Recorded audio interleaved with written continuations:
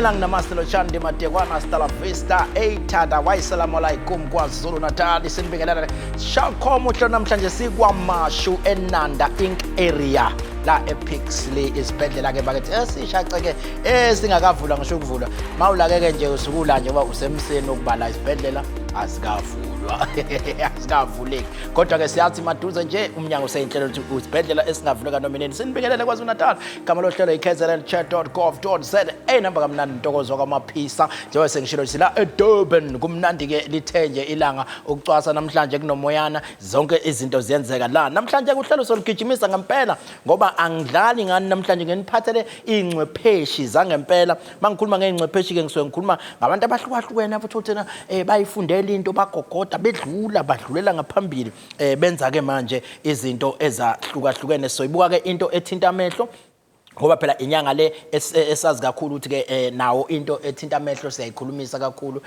siyibuke izinto nje ezihlukahlukene esibe siyikhulumisa sikhona kana ku Facebook page yomnyango KwaZulu-Natal Department of Health nala ongangena khona uncome umsebenzi okwenze kahle uma ukuthi ubufikile nje uzovakasha esibhedlela ngizoba bathatha nje babe few okwamanje bese ngiphinde ngibuya ngejubane ngethi kubathatha kancane ujabulane mkexo mdima uthi philani luthule esibhedlela eshowe hamba ngesithuthu seziguli awusuka akusisi isithuthu isithuthi uhamba ngesithuthi seziguli wangisiza ngifa wangifakela amanzi ashisayo esigujini wangicela ublanketi ngafudumala ngafike ngolezane sengingcono kakhulu ukugedezela ngithi phambili khanda kakhulu wangikhenika uthi emshaya bemlume bemphephetha futhi ujabulane mgexo mdima ebethi nje umemeza uphilane luthuli oshayela ama-ambulance khona lapha ya endaweni yaseshowe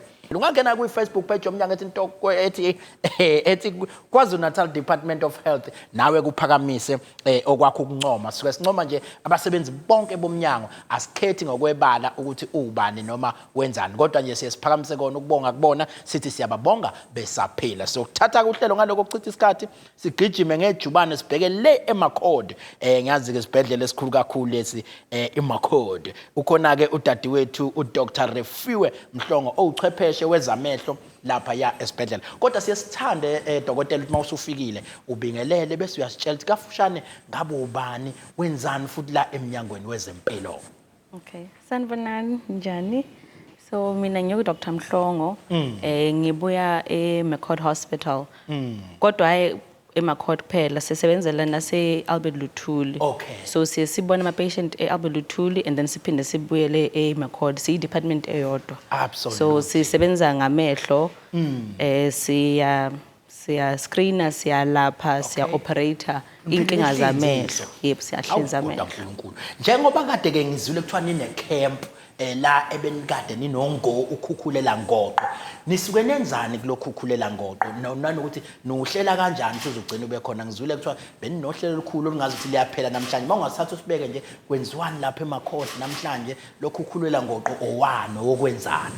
Okay, so kwamanje kune camp eqhubekalayo ngokuhlinza kwenkwenkwezi emehlweni. Absolutely. Kuqale ngomsombuluko kuzophela namhlanje around 4-5 inkinga ziningi eziba khona emntweni inkinga zamehlo kodwa ke this time around besifocus kuphela kwinkwenkwezi. Okay. So besihlinza abantu banengwengwezi kakhulukazi abantu abadala omkhulu ugogo banengwengwezi so sesiqhumane organizations are non-profitable ama-NGOs ezisebenza nayo kakhulukazi at this point i-Gift of the Givers iyona esponsorisha the current camp eranayo kwamanje. Okay. So kuscreen abantu esibona ukuthi bazoba ingeba benama-complications kakhulu i-operations oshesha sikwazi ukuthi sibasize ngokufanele. Absolutely. Mhlawumbe ke mangingathatha umuntu osekhaya ngizama umbeka esithombeni kuyini ungwengwezi lo luthi maselisemehlweni into ewa-affecta kanjani kugula noma into ozalwa nayo sikhuluma ngani masikhuluma ngongwengwezi? So ingwengwezi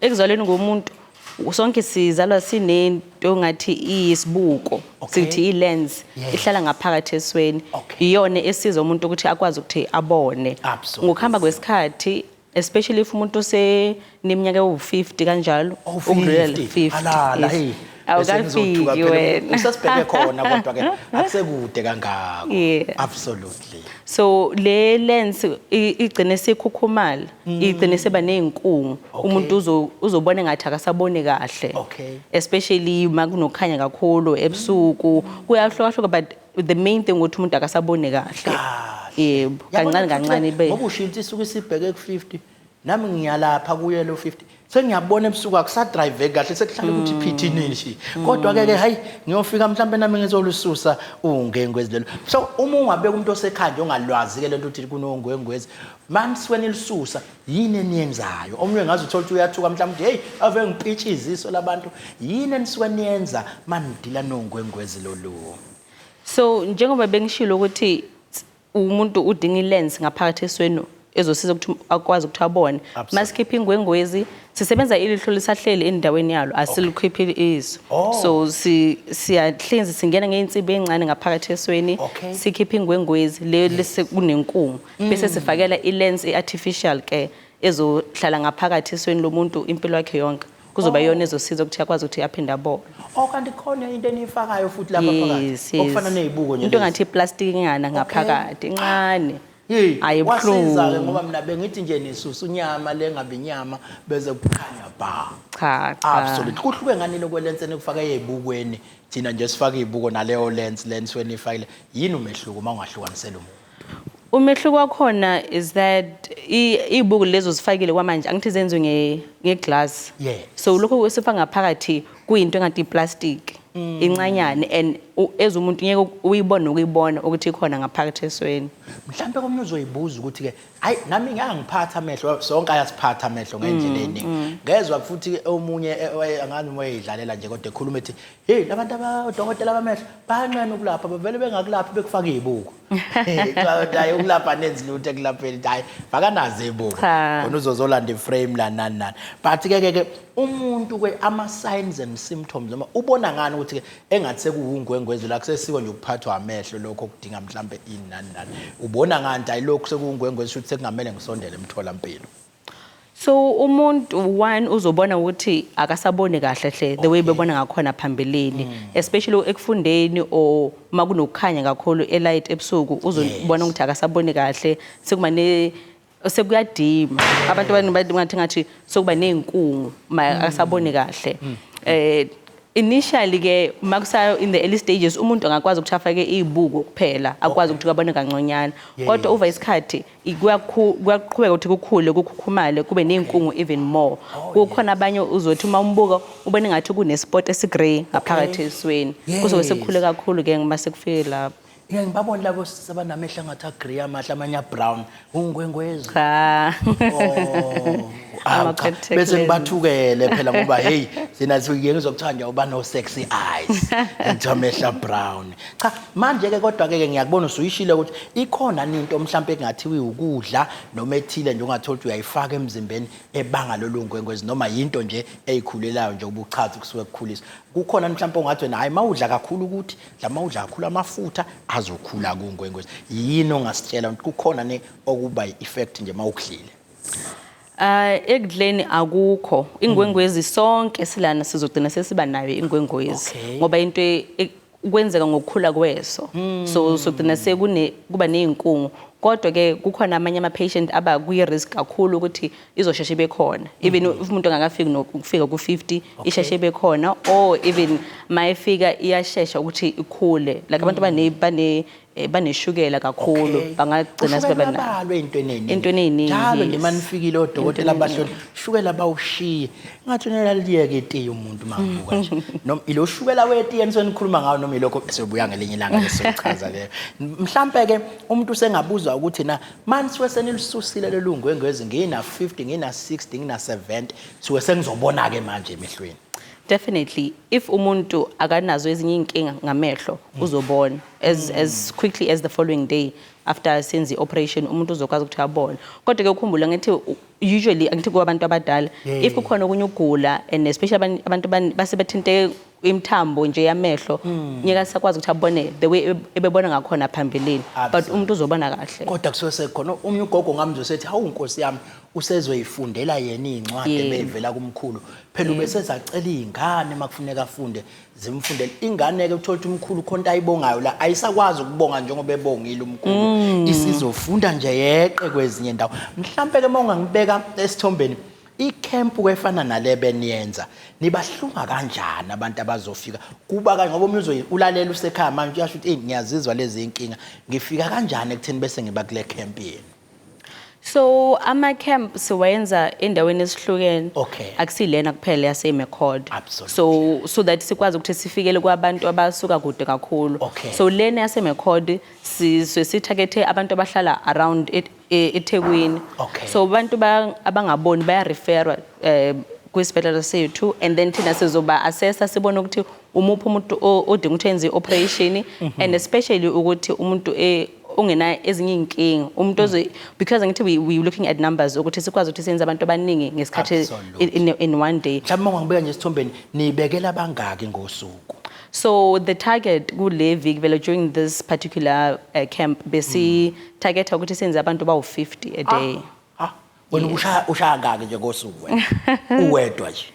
ngingabayenza abawu10 15 a day uyasebenza sandla zakho lokhu ibacofoze emehlweni mina ngisaba ngisho ukulikhomba ngendlela engisaba ngayo kwaye kwathiwa ngifake lento efakala ngaphezulu yini lokho i-contact lens i-contact lens ngangiyikhomba ngize ngiyolala phansi ngijikajike ngingakwazi ukuyifaka endleliso engilisaba ngayo mhlambe ke umlayezo ongawudlulisa ke manje ngoba nisebenza ngabo abantu bamehlo ziningi indawo nje obubusho abanye nisuke nizowahlinza abanye nisuke nizwenza kodwa ke ukhona mhlawumbe umlayezo oyingqekithi ukuthi ungawuphathisa ke manje umphakathi waKwaZulu-Natal umphakathi wase-South Africa ukuthi mawunalenkinga le isukumele nazi ingqinamba esizibonayo ezithinta amehlo okay okubalekile kakhulukazi when it comes to indaba yengwengwezi abanye abantu especially ngokukhula abantu abadala even from ukungabi nelwazi about izinto ezimedical basuke besaba ukuthi that's permanent ingwengwezi akusinto permanent it's it is one of the leading causes of blindness lana emhlabeni all across the world but iyona irreversible akekho iqiniselo uzosiza ukuthi ingwengwezi iphele akekho umuthi ozothile idinga operation and operation yakhona it's relatively easy siyenza within 20 minutes umuntu uyasuka etafuleni ngakusasa useyabona mina ngiyathi ukudonsa usuku lonke phela mhlambe ungahlinza asidingi ukuthi siku-admit esibhedlela ungafika senze operation yakho uphindele ekhaya sikubone ngakusasa ngiyazi ukuthi sinodade wethu la namhlanje ozokhulumisa into yokulaliswa komuntu mayisuke yo-operator noma yohlinzwa yina ke umuntu manizomhlinza lamehlo labakuthiwa nakho ukuhlinzwa niyamlalisa yini asikho isidingo sokuthi simlalise first on masi screen umuntu so siyenza abantu baphapheme siyajova duze kweso ukwenza ukuthi kube indingindiki ungezozwa inhlungu so usuke uzokuthi siyasebenza around ubuso but ungezwa inhlungu at all kukhishwa nje kwezini the same exactly the same yes la niyenza lento ayenziwa kudala ezibhedlela kungakabi thina lokuthi umuntu ufene imjova esibuyela ngale kulayini ayobamba la inomuntu uyafika la kade uphelile umjova ekhaya cha sekwenze lokho siyakujova ubungena osekujova khona ngaphakathi etheater absolutely but kukhona ke abanye bazodinga ukuthi balaliswe ubuthongo ke if umuntu akakwazi ukuthi alale flat for the duration of operation or if kukhona ezinye inkinga ezophazamisa ukuthi umuntu angalali still then siyamlalisa ubuthongo igwala mina mangithinta ngilokho ngiqhuma manje ke kusho ukuthi sokulalisa sibonga kakhulu dokotela ngesikhathi sakho unjomane kaMgabhe yaduka umnyakanyaka injomane enjani le uRefilwe yangididi igama ngathi akekho uRefilwe lapha kusemzansi nje sengiyabona kodwa ke hlale kumnandi ukuthi sibe nani but ke ngingasuka nima uthi ngiphethwe amehlo ngivele ngitheleke emakhodi noma mhlambe iyipi process enenisigayide ngathi mawunamehlo qala la uhambe la uzufike la so eMccord sisebenza ngama referrals kuphela so umuntu asithi umuntu ufile ngathi uninkinga yamehlo uzoqala eclinic yangasekhaya bamscreen khona babona ukuthi ku kanjani if bayabona ukuthi akusinto ebakwazi ukuthi bayitreat bona bazomrefera esibhedlela sangasekhaya from laphana bazomisa ke eMccord according to ukuthi uphuma kuphi as well because angithi if abantu basuka down south bayakwazi ukuthi baye ePotchefstroom abadinga ukuthi balethwe eMccord unless if inkinga yabo abakwazi ukuthi bayelaphe ePotchefstroom kanjalo even upper north khona eNgwelezane bakhona ezitenga abangakwazi ukuthi basize Maritzburg kanjalo so lana eMekhodi sidila nabantu ba based lana central unless if they're being referred by ezinye izibhedlela from ngaphandle yo hlale kumnandi uxoxa nani manje sinethele indaba wasinabisela kahle sayizwa kahle makukhona kumlayezo kuyiwona enugijimisa nje badeni nale camp mhlambe kukhona lesson nibona nikhona ngecamp noma bese kuyogcina benivala namhlanje nanokuthi ke nibona abantu abangaki nje was it exciting benze njani abantu ade besizakala bayibone besizakele yeah abantu bajabule kakhulu and sithola ifeedback positive kakhulu with ama outcomes we camp and ama outcomes nje operation just in general so le camp igcina namhlanje but kuseplan ukuthi kube nenye camp maybe towards the end of November. Okay. From time to time, I think khona vele this weekend ikhona enye camp eRefilwe naseDandi kuba nakhona amanye ama camps. Right. Ngiyazi ukuthi nisebenzisana nama NGOs athile washila amanye. Bakhona abanye nenisebenzisana nabo futhi? Yes, there are other NGOs esebenza nazo. So yibona basuke bezvoluntarily ukuthi bazosebenza nathi and ba provide whatever assistance that we may need during leso sikhathi because obviously demand ibankulu kakhulu kwi-equipment ama-consumables and such so bayasiza kakhulu. Absolutely. No, sathele isikhathi ke sithi siyabonga kakhulu asikhulule uba ngizwile kuthiwa usaselelwa bawu 15 lapha ya ukuyobasusa ungwengwezi umsebenzi omuhle enwenzayo la KwaZulu-Natal siyabonga kakhulu. Thathele lithiwa sikubingelele ngqongqoshe.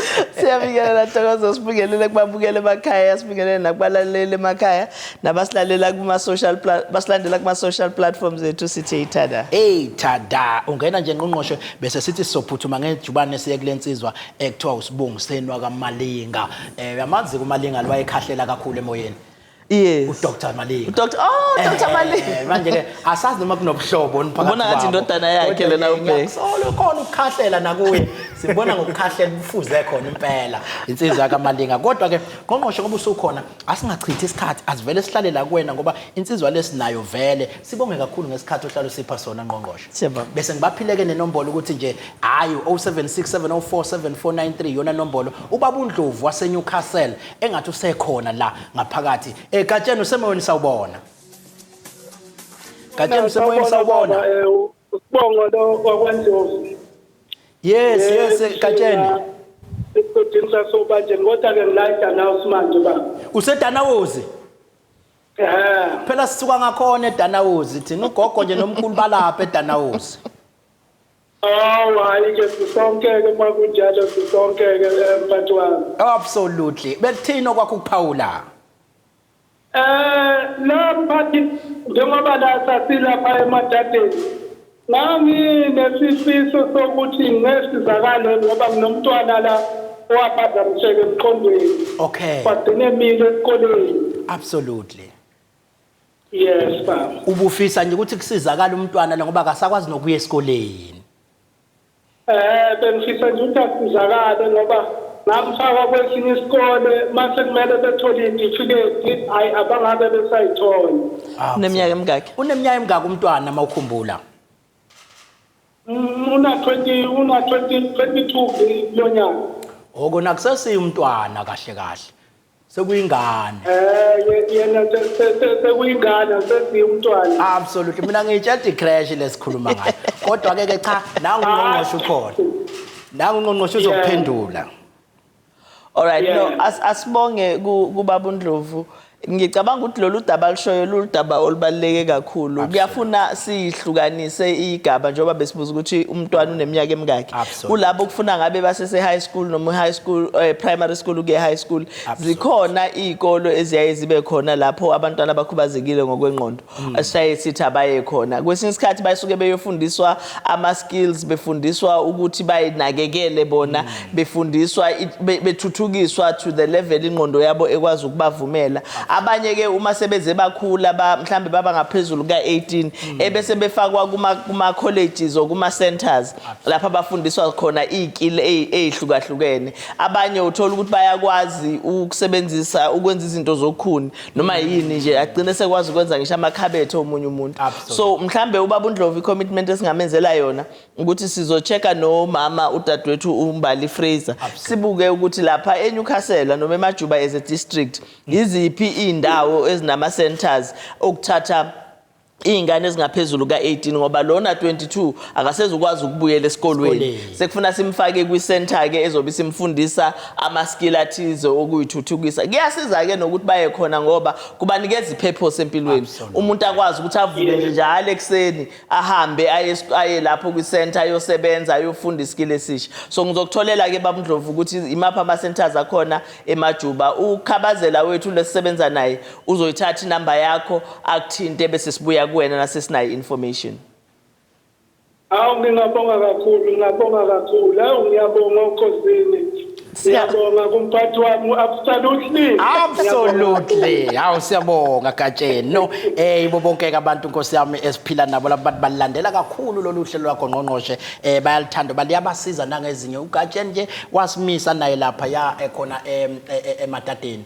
Washo wathi nginaso isifiso sokukhuluma noNgqongqoshe kodwa lapha ya emoyeni sithi ayulasho na wathi ngimfuna emoyeni samnika ke inombolo cha uyongena emoyeni Ngqongqoshe bani uGatsheni sihlangana naye emadadeni ngathi bika ngimuda bacha ufuna ukumbika emoyeni kodwa ngifuna ukumbikela emoyeni absolutely so ke siyabonga kakhulu ke Gatsheni no Ngqongqoshe ngiyakubona ukuthi impela ubusy lapha ngeke ngathi ngithi ngiyakubheka ngathi ngithi airport nami selingishiya ibhanoyi ngakubona ukuthi uhambile wena mina sengisele ngathi awulahlala wasala uhlelo kodwa ke ngibonele lapha eGoli benihlangene nesigungu esikhulu soNgqongqoshe bonke mhlawumbe mawungakusihlebele yini beniyibhunga lapha ya eGoli izolo. No, asibonge Ntokozo njalo nje emva kwezinyanga ezimbili noma ezintathu uNgqongqoshe kaZwelonke uyayahlanganise bonke oNgqongqoshe bama province bakwa health kulesigungu esibizwa ukuthi National Health Council lapho ke sisuke sibheka ukuthi ezeMpilo zizonke sizithuthukisa kanjani sibambisene sisebenza ndawonye kulolu mhlelo ke lolu lwayizolo uNgqongqoshe ubesibizile wasicela sisonke siyo MEC ukuthi asike sikhulume udaba lokuthi yiziphi inkinga esibhekene nazo emaprovinsini ikuphi lapho esesiqinise khona ikuphi lapho esifisa ukuqinisa khona nokuthi senza kanjani ukuze sibambisane siqhubeke siye phambili so sixoxe lolo daba ke kakhulu ukuya phambili saphinde saxoxa nezinye indaba ebezikhona ezikhuluma ngama policies ukuthi ukuvaccinate nje ukugoma kweingane siqhubeka nakho kanjani kukhona imigomo emisha ezofika sixoxe ukuthi leyo mgomo leyo izobasiza kanjani abantwana izosiza kanjani umphakathi siyithula kanjani emphakathini sizoyithula ke ezisikhathi siqhubeka nakulo lona uhlelo ngoba kuzofuna siuxoxele umphakathi ukuthi le migomo ihamba kanjani sixoxile indaba ye cholera le eyayikhona eGoli nase Free State sabuka ukuthi indaba sezihambe abantu abagulayo sebehambe bafikaphi khona yini ama outbreaks amasha watholakala ukuthi cha wasekho ama outbreaks sekumanagwa nje abantu abakhona so le yamhlangano umhlangano nje wama policies wokubuka ukuthi yikuphi sizokwenza sibambisene ukuze sikwazi ukuthi sithuthukise kwezempilo kwa eSouth Africa absolutely kanti ke ngithenga ngisathi ngididwa ukuthi ubuseGoli ngabona futhi nalapha eNewcastle nafika nagadla uyilandile futhi nayo national ninonke noNgqongqoshe lapha benenzani lapha emadadeni eNewcastle ngolesibili Ntokozo eNewcastle besinohlelo uNgqongqoshe wathatha isinqumo sokuthi akwenziwe uhlelo lokubungaza ukuthi commemorate i-mental health day umhla ka10 kuOctober inyanga usuku umhlaba wonke lapho ekugujwa khona u-mental health day okusho ukuthi asikujabuleli ukuthi abantu bakhona abagulayo kodwa sisuke sithi asiqwashisane asikhumbuzane asibuke ukuthi ukugula ngokwezengqondo kuyinto ekhona kuyinto futhi abaningi bethu abaphila nayo angifuni ukuthi abaningi abantu ngoba asazi sihleli lana ukuthi sonke sinjani abaningi bethu abaphila nakho ukugula ngokwengqondo siyafisa ukuthi umphakathi uqale ukuthathe serious uthathe ukunakekela uzokhumbula Ntokozo ngeviki eliphelile sasise Town Hill esibhedlela lapho uDkt Luthuli wayesichazela khona ukuthi ukugula ngokomqondo okuhlukahlukene kuyini kusho ukuthini inhlobo lezi eziningana saphinde sakusho futhi ukuthi i-depression iyinto ekhona i-depression into esi-affectayo. I-depression ekuqaleni kwakuthiwa affect abantu abadala kuphela futhi kwakuthiwa isifo sabantu abanemali. Kodwa iqiniso ukuthi i-depression ingangena noma ubani. Even izingane zethu ziyaba depressed ingane uthola ukuthi ine-pressure esikolweni kunabangani bayo abahlakaniphile noma ebona ngathi bayaphasa ukudlula yona ibise yona ibe under pressure ibisiba ne-depression or uthola ukuthi ingane iyabhulishwa esikolweni. Absolutely. Kunalabo abayihlukumezayo ingane igcina ingane isine-depression. Abanye ke bayazifakela inkinga zokwengqondo zokugula ngokwengqondo ngokuthi ba-abuse utshwala ba-abuse ama-drugs. Ezinye zezinto lezi esithe kubalekile sixoxe futhi kufuna siqwashisane ngazo. Kulezi kwezingane besikhuluma nje ukuthi abazali sekufuna umzali nomzali ayigade ingane yakhe. Ingane siyayazi noma ngabe kuthiwa ingane akusingane ephaphile kodwa uyayazi ukuthi mingenankinga iyakwazi ukuhlala la eduze kwakho umzali noma ihlalele yodwa laphana but uyayibona ukuthi sikuyidlala ibukela i-TV noma but uma isiqala ishintsha indlela ejwayele ubehavior ngayo isihlale ekamereni siyivalele ingasafuna ukubona umuntu ingafuna ukukhuluma namuntu sekufuna wena nje owomzali usondele eduze kwayo ingane ubuke ukuthi yini kukhona okuyinkinga yini uma ubona ukuthi nawe kungaphezulu kwamandla akho hamba uyemtholampilo uyobuza ukuthi kukhona yini lapho eningangimikisa khona noma eningangirefera khona ukuthi ngabe isingane yami ngoba ngisayiboni kahle. So lolu suku ke usuku lokukhuluma nje ngakho konke ukugula kwezengqondo lokho esikubuza ngokuthi mental health. Sazi ukuthi kungangena noma ubani kungaphatha noma ubani akufanele futhi umuntu mase usibona ukuthi useyagula bese siyahlekisa ngaye. Akufanele amaningi amagama esiwasebenzisayo lapha emakhaya nasemalokishini umuntu simbize ngohlanyo kuthiwa uyantringa kuthiwa yabona ke manje usuyangihlekisa.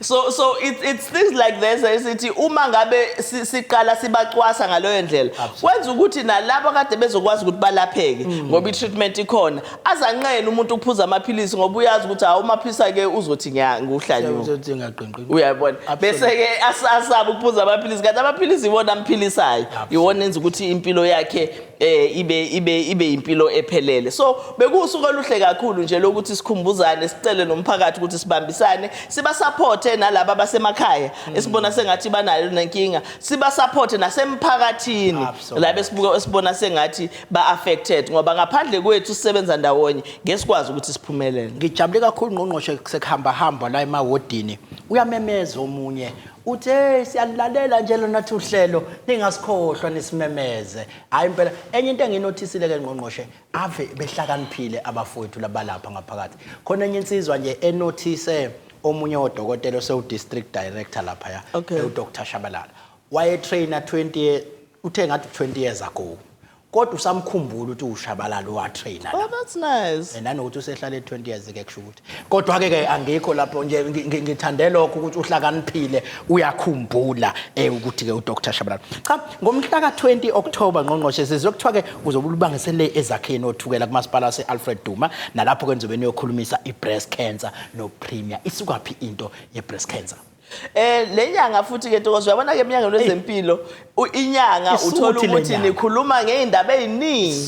So lenyanga ke enye yezinto ezigubhwayo nezicommemoratewayo i-breast cancer. UNdunankulu ke ubesesha ukuthi cha naye njengomuntu wesifazane akafisi ukuthi ezintweni ezithinta abantu besifazane asale emuva uma sizoyokhuluma ngalokho. So ngomhla ka20 ke sizobe sinalolo hlelo lelo lapho siyobe sicommemorate khona noma sigubha i-breast cancer. Into esifuna ukuyisho nesigcizelelayo ukuthi le cancer noma lo umdlavuza ongadingi ukuthi ubabulala abantu. Umdlavuza ongadingi ukuthi umuntu aze aphenike kakhulu uma ngabe usumphethe. Inkinga nje ukuthi asikwazi ukuthi sisheshe siuthole ngoba abantu abawunaki. So siyogqugquzela abantu ukuthi ukutestela i-breast cancer ekulula kakhulu. Kufuna nje ukuthi umuntu wesifazane usuku nosuku megeza ame phambi kwesibuko sakhe ayithinta amabele abheke ukuthi awekho yini ama-lumps akhona emabeleni. Uyazi ke noma lena ngiyikhuluma ngiphambi kwabantu ngiyazithinta manje sengiyabona ukuthi abangiboni la eradweni aba kodwa lapha ku-TV bakubona bona Ngqongqoshe abangiboni la lapha ku-TV ungabathintela nje kancane ushaya tinting Manje kuyasiza ke kumuntu wesifazane ukuthi ayithinta usuku nosuku ngoba the day kuba khona ilampu iqala kancane uzobe usuyayizwa ngoba ibele lakho sobusulazi ukuthi libele elimi kanjani libele elingenalutho ngaphakathi ebese uyasukuma uye emnyangweni wezeMpilo and uma sisheshe sayithola ngaleyo ndlela kulula ukuthi silaphe ingaze kubulala kanti uma siyithole egcineni lapho bese kuba khona inkinga yokuyelapha ngihlale ngisho ke ukuthi komamezala nabo abayithathe into yokuthi babagqugquzele omakoti bagqugquzele namantombazane ekhaya ukuthi bayiteste ngoba umuntu wesifazane namuphi uyazi ukuthi alukho uketshezi okufuna liphume ebeleni lakho unless ukhulelwe noma uncilisa uma ungakhulelwe uma ungancelisi alukho uketshezi oluphume ebeleni ngesikhathi kubona sengathi khona uketshezi selukhona kusho ukuthi kukhona inkinga esikhona hamba ke uye emtholampilo siyazi ke kwezinye indawo ogogo nomama bayaye bathi hawu nangu umakoti usethakathiwe la endaweni abantu bendawo banomona ukuthi kunomakoti omuhle omncane kanje la sebemthakathile kulungile kungenzeka ukuthi bayathakatha vele kuleyo ndawo kodwa siqale emtholampilo ke bese siyahamba siyobheka lokhu ukuthakatha ngoba kungenzeka ukuthi okwe breast cancer ngempela so ngalola suku ke sobe sihleli nje nabantu besifazane sixoxa lolu daba sixoxa nokuthi mapha ama challenges abawabukayo nokuthi iziphi izinto eziholela ekutheni umuntu mhlamba ayithole senayo le breast cancer zimnandi ke lezi indaba ngempela abantu abaphuma ngobuningi babo ke sikhona lapha ya ezakheni bathi senyukeni lapha ya ezakheni bengazi ukuthi khona enye inyokeni ngaphandle kwaleya kaNongoma kodwa ke sengiyajabula cha ziningi lezi indawo zangakithi igcwele yonke indawo ucabanga ukuthi indawo ezibizwe ngezilwane zingakithi kuphela mashini kombuzi injalo nje into nyokeni bengitshela ithi lapha kuphela beze ke abantu khona lapha egroundini lasenyokeni ku Alfred Duma kumasipala sobe sikhona kuNgqongqoshe noPrime bazobe bezonitshela nje ngento le ethinda ibele incence ngizwe kuthiwa ke nathi abantu besilisa ikhona njalo nakuthina kumele nathi sihlale siyithinte shaye thinting ibele thinting kunjalo Ntokozo i-breast cancer noma igcwele kakhulu ebantwini besifazane nakubantu besilisa iyaba khona because uyabona thina amabele ethu njoba ekhula amabele abe makhulu odokotela bayachaza ukuthi bazokuchazela ukuthi kwenziwa yini abantu besilisa ngesizulu baba nani ibele nazo so leyo element ekhona yeyibele na ikhona nasemabeleni so umuntu abantu besilisa nabo ba prone abanye babo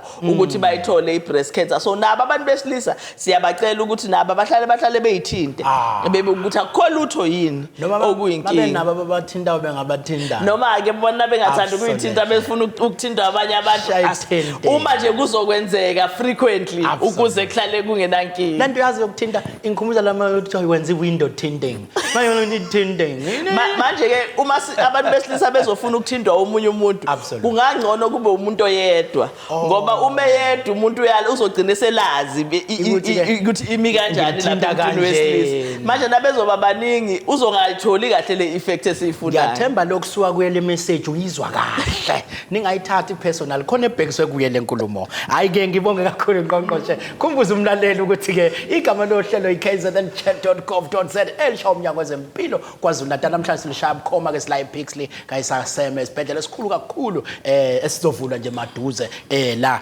KwaZulu-Natal angikhumbuzise kumlaleli namhlanje sinaye futhi uDkt Malinga ulapha esibhedlela eKing Edward Ngqongqoshe udila nezingane lapha yana kodwa ke esimlethele khona kakhulu la namhlanje uzochaza into wenzana oda kahle kodwa ngiyazi nazo izingane weyisebenza kakhulu ngathi lamagama akuhlulayo ngibalekela wona ngiyakubona manje sengikhathele ukuhlekwa kodwa ke vele phela mina lezi zinto lezi lapha emedunza ngiyichaze lento ngangingafundi mina khona umuntu engangizwana naye uhamba nje amaphasisha manje abantu bathi sakubona nje emedunza cha asiphume kulento sahlakana emedunza mfowethu cha awusichazele mfowethu ukuthi ubani mfuka Malinga usukaphi wenzani eminyangweni wezeMpilo igama uDkt SS Malinga ngidabuka eMondlo eningizimu yeprovince eNkulusi impela ila ngifunde khona ngaphothula khona nomatikuletsheni ngokufunda ngase ngiqhubeka sengifunda eUniversity yaKwaZulu-Natal la ngiphothule khona ngezifundo zobudokotela zikhona impela izifundo certificate zikhona absolutely useshona ukuthi ke angafaniswa nanodokotela okukhulunywa ngaye emaphepheni kulamalanga. Bona ukuthuka phela hayi nami sebenakho ukungizwa kulolu hlelo noNgqongqoshe noDkt. Sebekuza kodokotela. Hayi, Ngqongqoshe ngifuna ukuyi-check-a lento le. Mina ngivumi futhi angiphiki.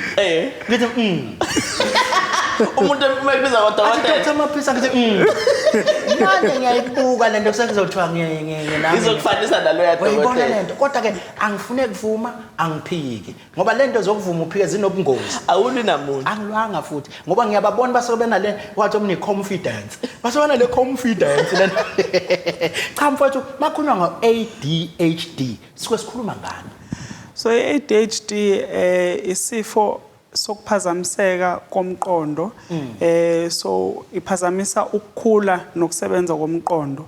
Isifo esivamile kakhulu einganeni as umntwana ekhula but siyatholakala nakubantu abadala. Sometimes iyahlala i-ADHD ube ukuthi impela umuntu uyakhula azabe nayo. Yes. Ngqongqoshe ngizokubeka esithombeni ngoba mhlambe awukazi ukuhlangana nomuntu ophethwe ilento.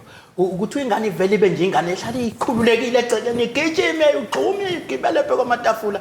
Ukhona ke omunye esasilekelelana naye nje kule minyaka emidala.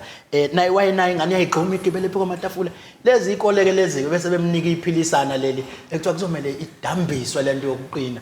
Ingane ibuyisa hambiso kwenyoka sithi sanibona manje ngiyafuna ukuyi-check-a dokotela ukuthi nisuke seniyigqilazelani kangani ingane thina sasathi umuntu okhululekile egqume ingane nje ethi lokhu nikhuza phela egcekeni ekhaya kusuke sekunakungozi bunika ingane mayisikhulule kakhulu omunye agibele ngisho ey'tofini ivutha Ngqongqoshe ehliswe ke lapho yehla bese kuthiwa akafakele elibhedlela lapho mase efakele iphilisi akakwazi nokulula isandla athathele uselokhu ethi ngithatheleni akasakwazi ukwenza ithini into lapha ya Hayi uDr Malinga ngifuna ayichaze ngempela ngoba uMaphisa uzosixoxela ama patients no kahle hle ayimlalisi kakhulu so kuya nangedosi umntana kufanele abe kuyona but idosi yes so idosi maye kahle is just to calm down ibehavior ngoba umntwana one ADHD uthola ukuthi akasalawuleki unokuphapha lokho okweqile lokho ongakwazi ukutholerate enye inkinga abanayo kuthiwa ngesingisi ba impulsive so abacabangi into lokho kufikayo abacabanga imphumela into esinqumo nje asatha lokho kufika kuqala ekhandi kona bese yakwenza so kunobungozi ke lapha nanokuthi ke abantwana ke abane ADHD sometimes uthothi bayahluleka ukufocus akakwazi nje ukulalela abaphazamiseka kalula ungamgcina ukukhuluma naye nanga uselaphana mhlawumbe uthi ukhamanzi angawaphuza ngisho kwaphuza usebuvile futhi yes chaza mina Ngqongqoshe ngifuna lo muntu bekunjalo nje so wonke umuntu unakho ukuthi ungaba nazo lezi impawu kodwa kusho ukuthi mhlawumbe usunayo ADHD kufanele kube ukuthi mhlawumbe ukuphila usakwazi ukuphila usuphazamisekile nabantu abasurrounde wena abantu ophilisana nabo iyaba affect but kukhona ukuthi mhlawumbe kunormal ukuthi hayi awukwazi mhlawumbe ukufocus ngaleso sikhathi kuthizeni mhlawumbe lento kungenzeka ukuthi ezizalwa nje umntana abe naye mhlawumbe kuze nanokukhala kwakhona kucala uphuma unayo ke le mhlawumbe hayize lama ekhala ukuthi hayi ke lo uzalwa nayo ke noma into enibamba ngokweminyaka eseqhubeka cha lutho impela kuyenza ukuthi uzalwe nayo but akusinto esiyipick uphayo umntwana mayizalwa so kunzima ukuyibona umntwana mayisemncane ikhathi la sikwazi ukuyibona khona mhlawumbe umntwana mayise ko 5 years 6 years seqale icrash esikoleni uthola omunye ama crash uthola abanalo ulwazi nge-ADHD kuthiwa lo mntwana uyahlupha bamqoshe esikoleni so kubalekile ukuthi ke umphakathi wazi ukuthi izimpawu lezi umntwana makuthiwa unazo lezi impawu bese kufanele umenze njani okubaleka kakhulu ukuthi ke umntwana ukuze sithi une ADHD kufanele kube ukuthi lezi impawu engikhulume ngazo zikhona eindaweni ezimbili so kufanele kube ukuthi ikhona ekhaya ikhona nasesikoleni noma zikhona ekhaya zikhona nasemsebenzini emsebenzini ke la isekusoke insizwe seqinaqinile uyibonde emayibuya lapha ekhaya kuyonakala ithi thathu yakuvula utshwala ibeke la ikhohle ukuthi ibivulile ivule okunye hayi ngiyayibona le nsizwa okhuluma ngazo sengiyibonile nje khona la kodwa into ebengifuna ukuyi-check-a mina Dr Malinga ukuthi kuyenzeka yini ukuthi umuntu a-diagnoswe nge-ADHD later in life uma ngabe ingatholakala ngesesemncane. Absolutely. Yes, kuyenzeka kakhulu umsebenzi wakho. Ayiyabona uza kancane kodwa phela ngithi siyashintsha. Awuthatha lo nami ngiyangqongqosha. Kukahle kakhulu. So kuyenzeka ngqongqoshe njengoba ngishilo ukuthi esikhathini esiningi bese siyitshela ukuthi i-diagnosis etholakala einganeni kuphela but sometimes kuyenzeka ukuthi umntwana mayesemncane izimpawu lezi asiyithola aziveli but as umuntu ekhula eba exposed to ama stressors uthola ukuthi impilo siyashintsha sekuvela ingqinamba eziningi empilweni sekuyaqala ke izimpawu lezi seziyagqama seziyavela uthola ukuthi umuntu utholakala esemdala omunye uthola ukuthi utholakala esemncane akhule nayo omunye i-diagnosis nje yenziwe esemdala. Absolutely. Ngake ngezwe la ngqongqoshe kulezi izikole lezi sibuye abantu bethanda ukukhamisa izingane. Kukhona lokuthi babe nezihlobo lezi ekuyizona ezikhipha ke lento zakhona. Bese ke beloku beyithumela izingane uthola ingane enye inkulumo hayi nothi iphaphe kakhulu. Manje nje ihleke hayi uhleka kakhulu kahambe sekufuneka yothola ke. So ke kodwa ke mhlawumbe ungathini kumlezo dokotela ungawudlulisa ke kumzali onengane ayibona cha i-hyperactive. Omnye vele uyayazi ukuthi naseswini ayivela ikhahlela nje yabona wayeyizwi seseswini ukuthi hayi iyakhahlela ingane. But ke nansi isila manje uyichazile nawo ama signs and symptoms usiyawabona yini yokuqala kufuneka yenze. So njengoba ngichazile ukuthi izimpawu lezi ayibonakali kuphela ekhaya zibonakala nasesikoleni. So kubalekile ukuthi ke uthisha imigudu mibili uhulumeni wethu osivezele yona ukuthi umntana athole ukusizakala. Eyokuqala ihamba ngesikole kuba ukuthi uthisha ngokusebenzisana nomzali umntwana bamdlulisele ukuthi uthisha omkhulu. Uthisha omkhulu bese ebhalela incwadi ebhalela isazi wezomqondo i-psychologist ama-educational psychologist asekhona emnyangweni wezemfundo wezamabanga aphansi kuba yena kosemhlola bese emdlulisela udokotela emrefer kudokotela kuyibona abaqala i-treatment noma enye option ukuthi ke umntwana asiwe emtholampilo ingabe seclinic ingabe udokotela oseduzana noma isibhedlela kube yibona abambhalela incwadi umntwana bese yahamba ke yohlolwa mawukuthi ke ikhona mawukuthi iyatholakala i-ADHD bese kuba ukuthi uyaqala ke treatment yayo. No, ayi dokotela wayichaza kamnandi ngiyathemba ke ukuthi ngempela ke wonke umuntu okungenzeka ukuthi unomntwana njengamanje oyithola enalesi simo okade ukhuluma ngaso bazokwazi basukumele besizakele ngenxa yesikhathi ngizocela ukuthi ngikukhulule ukuze ngizokwazi ukufaka uNombuso Shozi sikwazi ukuthi singeneleke manje udaba futhi oluthinta ukulaliswa komuntu uma esuke ezosetshenzwa lapha etheater. Igama lohlela ngikhumisa emlaleli ekhaya ukuthi KZNHealthChatDotGov.za lishaya bukhoma la ePixely namhlanje eThekwini eDurban untokozo wakamaphisa uyasithola kwi-Facebook page ethi Ntokozo Maphisa SA Ntokozo Maphisa SA noma uye lapha kweyomnyango ethi KwaZulu-Natal Department of Health uyakwazi ukuthi ungene lapha sixoxe ngento ezihlukahlukene bangenile nje namhlanje ngqongqoshe ikhona insizwa la ekuthiwa uQuinty Gaba uthi ke unesi Anele Magaba uthi obese ngimfundile lo uGaba asehlele la uthi ngicela ukumbonga esaphila uSilver Dlamini oyiclerk ophongolo uphongolo ngathi liyamobilizer ke manje lokusakhala uthi alingena hayi lungena kakhulu lungena ngamandla unikiwe myeni uthi ke nje ucelela uSilver Dlamini oyiclerk ophongolo eclinic wangiphatha kahle aqhubeke njalo hayi ke selokhu sibafunda nje bakwethu abantu lapha yam uthandi Thandis uthi siyabonga ngqongqoshe wethu ekuthenini ke uyakwazi ukuthi usiphe uhlelo awubabonga wena ke namhlanje uthi usiphe uhlelo oluhle kangaka hayi uthi uyalibonga uhlelo lakho nawe uyakubonga uthandi Thandis ngiyathemba nizo inboxana ke lapha ya kufanele ngibuye ngitshela ngqongqoshe ukuthi lapha ku inbox yini eyingenile evekini leli kule inbox kaNgqongqoshe ngiyanibuka ke njalo ngiyanibuka usola ngathi khona into engidinga ukuzazi impela lapha inbox bayakubhalela ngqongqoshe okunye ngibona ukuthi wenhliziyo iyabhakuza ngithi awu kodwa ngosiyami bamthanda uNgqongqoshe abantu absolutely futhi banesho ukuthi ngqongqoshe uwe basoyibhalela mina futhi vele bakubhalela wena ngoba nami ngiyayidlulisa into anginaso mina isifuba bayangazi abangazi ukuthi hayi isifuba lapha asibona cha asikhule ngejubane ke ngqongqoshe siye lapha ya ePixely njengamanje semukela udokotela wethu udokotela Nombuso Shozi yabona namhlanje ngibophele ngodokotela abasebasha izingane ezincane kuyasho ukuthi walandile lama 2000 kuphela udadewethu lapha leli gama lifuna ugunya amathe mawuzolisho uyi-anesthetist lapha ya Dr. Pixely Ka-Isaka Seme okuyinto ke ngqongqoshe ekutholakala ukuthi eminyakeni edlule eminingi yinto eyayingatholakala ukwathi mayisitholakala kwanzima abantu abaningi bengene kulo mkhakha kodwa siyajabula mase sibona bakithi abanezithakazelo sebekwazi ukuthi ke baphinde bakwazi ukubamba lo mkhakha kodwa ake siqale simthole ukuthi ubani wakwabani wenzani la eminyangweni. Okay, sanibonani, ngiyabonga. Ngiyababingelela nabalaleli futhi emakhaya, ngibonga leli thuba nje lokuthi nathi siye siphume etheater size sokhuluma nomphakathi ukuthi senza ini. Igama lami nguNombuso Shozi njengoba usushilo ngokusuka imvelaphi yami ngiwasemlazi ngikhulele khona kodwa ekhaya emakhaya isemthwalume ubaba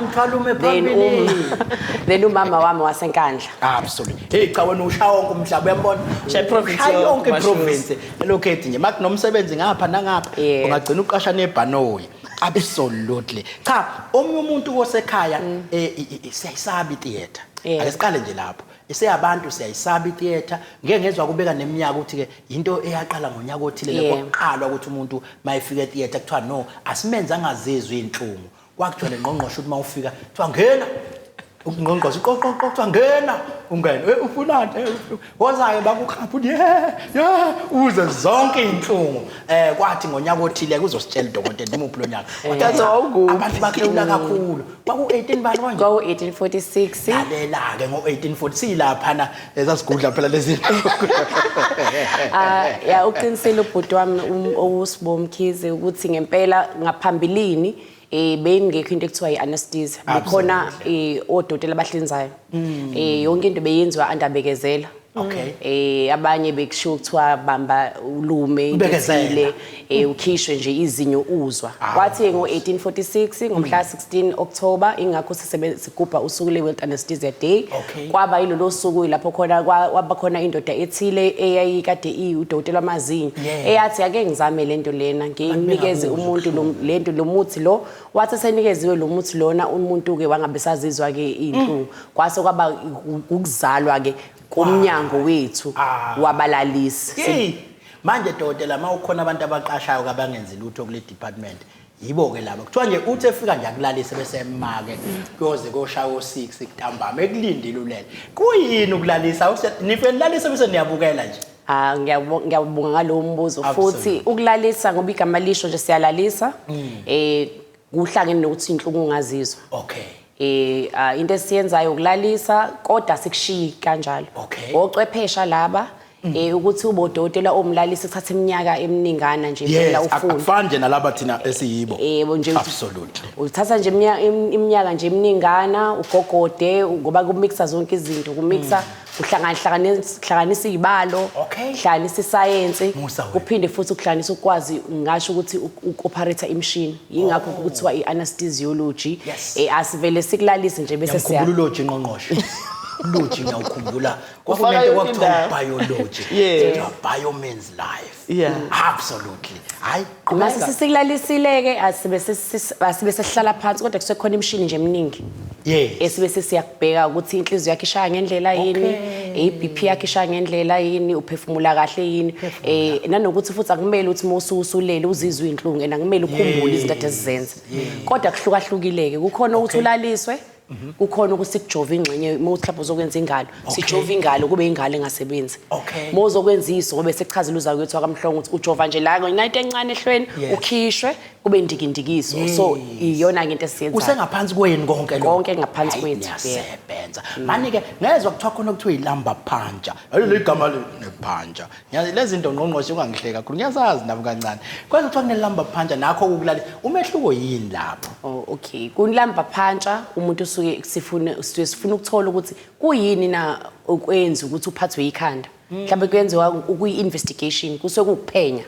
usuke ugula uze esibhedlela uzophenya ukuthi ngabe yini into eyenza ukuthi ngiphathwe ikhanda noma ukugula okusuke kukuthile kuphethe emzimbeni kanti thina senza lokho abathi i-spinal original anesthesia ngingathi umgogodlana mangifuna ukubeka ngegama abantu abangezwa ngathi sikhona siyakujova eqolo bese sifaka umjovo ke umuthi eqolo lo muthi sekufaka wona wenza ukuthi ube ndikindiki mhlawumbe kusoyelo khalo kuyezansi bayakwazi operate mhlawumbe bayazi uma emakhaya isiZulu siyathusana sivele sithi ufa isingezansi abantu we ngizobe sengifile ingakho ngibachazela ukuthi ingcono kunokuthi bathi ingcono kunokuthi sithi ukufa asithi kuba ndikindiki njengoba usuke ukhipha izinyo ukuba uma ukhipha izinyo mokhala shoot ufa imhlaba yabo so ke siyamjova eqolo masiqeda umjova eqolo abe ndikindiki ingakho omama abakade beyoteta abantwana abathola abantwana ngokumthungu baye bathi mabe sebethola umntwana asho ukuthi ngijoviwe ngakwazi ukubona umntwana wami is part of anesthesia leyo so ke anesthesia spinal uyajova eqolo kube ndikindiki singezansi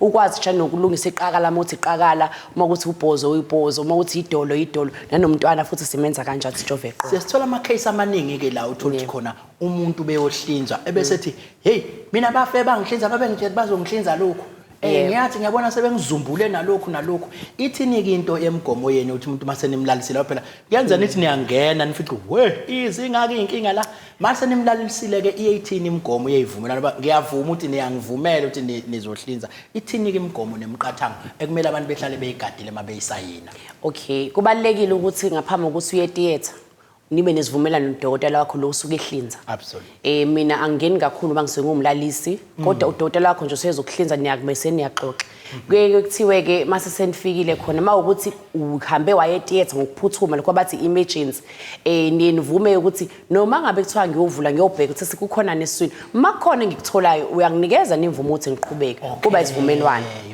kodwa makuyilokho ukuthi nje mhlawumbe ngiyokhipha ukhwekhwezi lo course welkhona lwelizwe angikwazi bese ngiyaqhubeka ngishona le ngoba bekade ngaphuthuma ilutho kodwa makuphuthuma kuzosiva impilo yakho niyavumelana nodokotela lakho eqaleni kodwa makuthi elective lokho ukuthi akuphuthumi ngesibhedlela nje ngiyokhipha ama gold stones lo amatshe la seseswini angikwazi ukuqhubeka ngale ekubeni ade singaxoxanga so abantu abangathuki yonke into esiyenzayo siyavumelana nani and makhona into abafuna ukuyizwa ngesibhedlela abeze kuthina bangaxoxi bodwa sikhona sikhuluma ulimi lwesiZulu bayasizwa mawukuthi ukhona umuntu ongalizwe ulimi lesingisi kuye kube khona futhi umuntu ozomenza njani ozomtolikela mina ngizofisa ukuthi udlulise ngomlayezo ngoba siyathi usuku olukhulu leli ngokomkhakha wenu awudumile futhi lo mkhakha siyajabula ukuthi abantu besifazane bakhona kona siyakubongela nawe dadewethu but ke kumkhakha futhi njengoba usushithi kunzima ukuthi ufike khona ba kunale kubala ukuthi umuntu unamabhawuti amangaki lapha ngemuva babale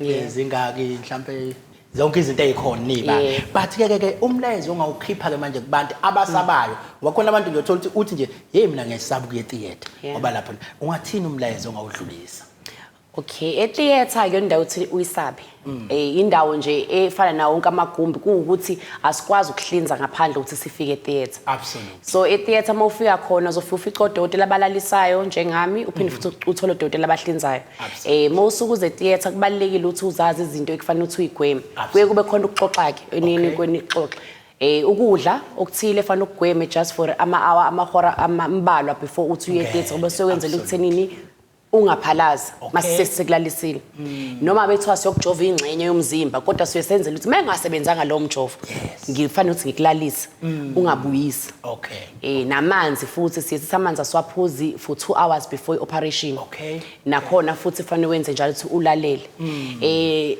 okunye futhi okubalekile lokho it goes to osisi bami